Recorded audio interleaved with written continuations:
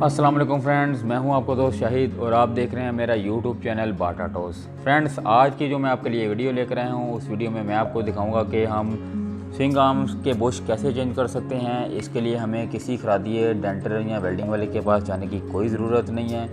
आज हम swing arms के जो बुश हैं उसको पुलर की मदद से चेंज करने जा रहे हैं और आज की वीडियो में मैं आपको दिखाऊंगा कि हम स्विंग आर्म्स के जो बुश हैं वो पुलर की मदद से कितनी ईजीली, आसानी से इसको चेंज कर सकते हैं और चिमटे को बिना चोट लगाए, बिना चिमटे को टेढ़ा हुए हम आज स्विंग आर्म्स के बुश चेंज करने जा रहे हैं। तो चलिए फ्रेंड्स, अपनी वीडियो की तरफ चलते हैं। लेकिन वीडियो पर जाने से पहले अगर आपने मेरा चैनल सब्सक्राइब नहीं किया तो जल्दी से मेरे चैनल को सब्सक्राइब कर लें, साथ लगे घंटी के बटन को प्रेस कर दें ताकि आने वाली तमाम वीडियोज़ का नोटिफिकेशन बआसानी आप तक पहुँच सके। तो फ्रेंड्स, अगर ये वीडियो आपको किसी भी तरीके से हेल्पफुल लगे तो इस वीडियो को अपने दोस्तों तक ज़रूर शेयर करें। तो चलिए फ्रेंड्स, अपनी वीडियो की तरफ चलते हैं और आपको दिखाते हैं कि हमें स्विंग आर्म्स के बुश चेंज करने के लिए क्या चीज़ें रिक्वायर्ड हैं और हमें क्या क्या टूल इसके लिए ज़रूरी है जो हमें स्विंग आर्म्स के बुश चेंज करने के लिए दरकार है। तो फ्रेंड्स, सबसे पहले हमने मोटरसाइकिल का जो व्हील है इसको बाहर निकालना है। उस व्हील को बाहर निकालने के लिए हमें एक्सल का नट खोलना पड़ेगा। एक्सल के नट के बाद हमें व्हील बोर्ड का नट खोलना पड़ेगा और उसके बाद हमने ब्रेक रॉड का जो नट होता है उसको रिमूव करना है ताकि हमारी जो ब्रेक है वो बिल्कुल फ्री हो जाए। और उसके बाद हमने इसकी जो चिमटा पतरी होती है जिसे स्टॉपर पतरी कहते हैं उसका नट खोलना है। स्टॉपर पतरी का नट खोलने के बाद हमने व्हील को एक्सल के साथ बाहर निकाल लेना है।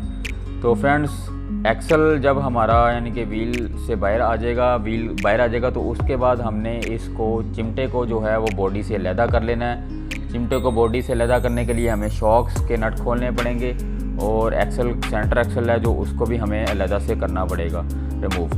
तो जैसे ही हमारा ये एक्सल और चिमटा बाहर आएगा तो उसके बाद हमने पुलर की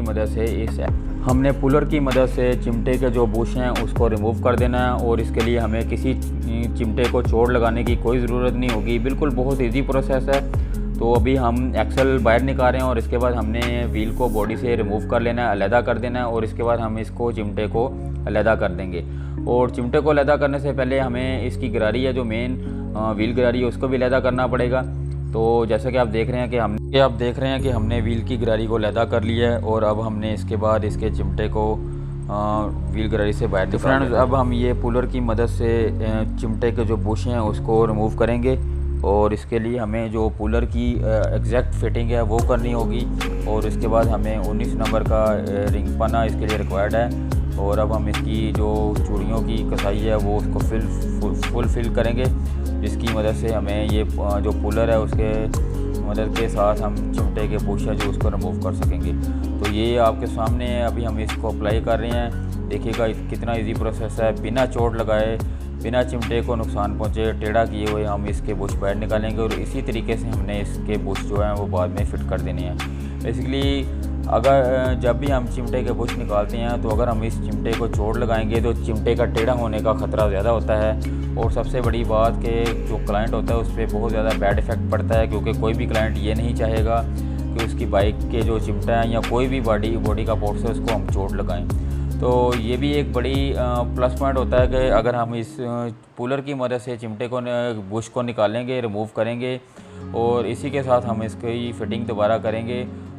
फ्रेंड्स, कई दफ़ा देखा गया कि चिमटे के जो बुश निकालने के लिए जब हम चिमटे को चोट लगाते हैं या कई दफ़ा होता है कि चोट लगाने की वजह से चिमटे का जो टेढ़ापन हो जाता है जिसकी वजह से बाइक की जो अलाइनमेंट है वो सारी ख़राब हो जाती है और बाइक चलने में बहुत ज़्यादा डिस्टर्ब करती है। चेन के उतरने की जो बहुत बड़ी वजह यही होती है कि चिमटा टेढ़ा होता है और मोस्टली इसी तरह होता है कि चिमटा टेढ़ा होने की वजह से फिर आपकी जो चेन गिरारी है उस पर भी बहुत ज़्यादा इफेक्ट पड़ता है और वो जहाँ पर 6 माह चलनी है वहाँ पे 2 माह में इसने ख़राब हो जाना क्योंकि उसकी अलाइनमेंट बिल्कुल एक्यूरेट नहीं होती। तो इस पुलर की मदद से जब हम बुश निकालेंगे और बुश को दोबारा फिटिंग करेंगे तो इसमें कोई दो राय नहीं रह जाती कि ये चिमटे के टेढ़े होने का कोई ख़तरा होता है। तो अभी मैं आपके सामने ये इसके बुश निकाल रहा हूँ। ये बुश जैसे हम निकालेंगे उसी तरह इजीली हमने इसको फिटिंग कर देनी है। इसके लिए हमें चिमटे को चोट लगाने की कोई ज़रूरत नहीं होगी, बहुत इजी प्रोसेस है।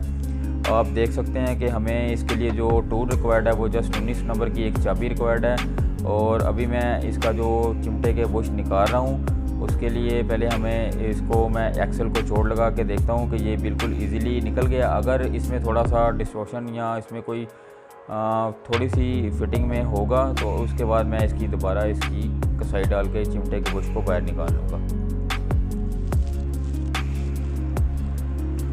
तो आप देख रहे हैं मैं अभी ये हमारा आधे से ज़्यादा चिमटे का जो बुश है वो बाहर आ गया। अभी मैं इसको चोट लगा के देखता हूँ, अगर ये इजीली बिल्कुल आसानी से निकल आता है तो ठीक है, वरना फिर हमें दो से तीन जुड़ियाँ हाथ की इसकी कसाई डालकर चिमटे के बुश को बाहर निकाल लूँगा। इसके लिए हमें करना ये होता है कि ज़मीन पर चिमटा या किसी भी हमवार जगह पर रखना चाहिए या खाली दोनों हाथों से इसकी अलाइनमेंट जो चिमटे की है वो बिल्कुल स्ट्रेट रख लें। तो फ्रेंड्स अभी आप देख रहे हैं मैं चिमटे को बुश निकाल रहा हूँ। अभी ये मेरा जो बुश है वो बिल्कुल इजीली रिमूव हो चुका है और आप देखें कि ये चिमटे को छोड़ लगाए बिना मैंने चिमटे के जो बुश हैं उसको रिमूव कर लिया है। और अभी मैं आपको दिखाता हूँ कि जो पुराने बुश हैं वो बिल्कुल अपनी असली हालत में एज इट इज़ बाहर आ गए हैं। इसके लिए चिमटे के बुश हैं जो वो उनको चोट लगाने की कोई ज़रूरत नहीं पड़ी। मोस्टली होता है कि जब हम चोट लगाते हैं तो कोई चिमटे के बुश टेढ़े हो जाते हैं, रबड़ टूट जाती है अंदर से। और आप देख सकते हैं कि ये जो बुश हैं बिल्कुल अपनी असली हालत में एज इट इज़ ही बाहर आए हैं। तो इसी तरह जैसे अब हमने ये पुराने बुश निकाले हैं, हमने इसकी जगह पे नए बुश को दोबारा चिमटे के अंदर इंस्टॉल करना है। तो जैसे मैंने अभी ये इसके बुश निकाले हैं एज इट इज़ ही मैंने इसके बुश इसके अंदर फिटिंग कर देने हैं। तो उसके लिए भी मुझे सेम जो तरीका है वो अप्लाई करना पड़ेगा। एज इट इज़ चिमटे के बुश के साथ इसका पुलर लगाना पड़ेगा और दूसरी साइड से इसका एक्सेल लगाकर उसका नट कसाई करनी पड़ेगी।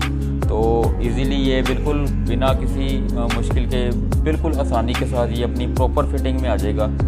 तो वो भी मैं आपको दिखाता हूँ। जैसे मैंने चिमटे के बुश को रिमूव किया है ऐसे ही मुझे इस चिमटे के बुश की फ़िटिंग दोबारा एज इट इज़ ही करनी होगी। और ये बहुत इजी प्रोसेस है। आप देख रहे हैं कि मैं इस चिमटे के जो बुश के फिटिंग के लिए जो पुलर की एग्जैक्ट स्पेस है उसकी मुताबिक फ़िटिंग कर रहा हूँ। और मुझे इसके फ़िटिंग के लिए जो टूल रिक्वायर्ड है वो सेम एज इट इज़ ही है। 19 नंबर का टूल मुझे रिक्वायर्ड है। अब मैं इसके जो बुश की एग्जैक्ट सेटिंग है उसके मुताबिक मैंने इसकी फ़िटिंग कर ली है और अब मैं इसकी कसाई डाल रहा हूँ। और आप देख रहे हैं ये कसाई के साथ साथ ये चिमटे का जो बुश है ऑटोमेटिकली ये चिमटे के अंदर फिट हो जाएगा। तो फ्रेंड्स ये बहुत इजी प्रोसेस है, कोई मुश्किल नहीं है इसमें। हमें जस्ट इसकी एग्जैक्ट अलाइनमेंट रखनी होती है जिसकी वजह से चिमटे का बुश है वो कहीं पे टेढ़ा ना फिटिंग हो। क्योंकि मोस्टली ऐसा भी होता है कि जब हम इस पुलर की मदद से इसकी फ़िटिंग करते हैं तो सम टाइम होता है कि बुश थोड़ा सा टेढ़ा फिट हो जाता है, जो कि बाद में एक्सेल फिटिंग जब हम करते हैं चिमटे के साथ बॉडी के साथ इसकी फ़िटिंग करते हैं तो वो थोड़ा सा डिस्टर्ब करता है। तो मुझे इसके लिए जो प्रॉपर फिटिंग थी वो मैंने इसकी मुकम्मल कर ली है। और अभी आप देख सकते हैं कि ये चिमटे का बुश कितना इजीली जैसे जैसे मैं इसकी एक्सेल जो बुश है उसकी कसाई डाल रहा हूँ, चिमटे का बुश ऑटोमेटिकली बॉडी के अंदर ये चिमटा बॉडी के अंदर बिल्कुल इजीली फिट होता जा रहा है। इसके लिए मुझे किसी चोट लगाने की ज़रूरत नहीं है। कोई चिमटे को मैंने ज़रा इसके साथ कोई जैसे आप कह सकते हैं कि जी चोट नहीं लगाई। और ये चिमटे का बुश आप देख सकते हैं कितनी इजीली प्रॉपर अपनी जगह पे फिट हो चुका है। तो इसके बाद मुझे जो अभी रिक्वायर्ड है ये चिमटे का बुश मैंने आपके सामने फ़िटिंग कर दी है और अब मैं इसको बॉडी के अंदर दोबारा फिट कर दूंगा। बॉडी के अंदर फिट करने के लिए जो मुझे चीज़ें रिक्वायर्ड हैं वो एज इट इज़ ही हैं। गरारी मुझे चिमटे के अंदर फिट करनी होगी, उसके बाद मुझे व्हील गोर्ड फिट करनी होगी। व्हील गोर्ड फिटिंग करने के बाद मुझे इसका व्हील लगाना होगा और उसके बाद इसकी मुझे व्हील की अलाइनमेंट करनी होगी। तो फ्रेंड्स जैसे कि आप देख सकते हैं ये मेरे चिमटे के बुश बिल्कुल एक्यूरेट एग्जैक्ट फिटिंग में आ चुके हैं। और आप देख सकते हैं कि ये पुराने जो बुश हैं वो भी अपनी असली हालत में हैं। और अब मैं इसकी जो चिमटे की फ़िटिंग दोबारा करने के बाद इसकी गरारी की फ़िटिंग कर रहा हूँ। और इसके बाद गरारी की फ़िटिंग के बाद मैंने इसकी व्हील की जो फ़िटिंग है एज इट इज़ जैसे मैंने इसको खोला था उसी तरह मैंने इसकी फ़िटिंग दोबारा कर देनी है। तो फ्रेंड्स आपने देखा कि मैंने जो चिमटे के बुश हैं उसकी जो फ़िटिंग है वो मैंने पुलर की मदद से इसको पहले रिमूव किया और उसी पुलर की मदद से मैंने इसको दोबारा इंस्टॉल किया है। और ये कितना इजी प्रोसेस फ्रेंड्स ये कितना इजी प्रोसेस था, इसके लिए मुझे किसी खरादी या डेंटर या वेल्डिंग वाले के पास जाने की कोई ज़रूरत नहीं पेश आई।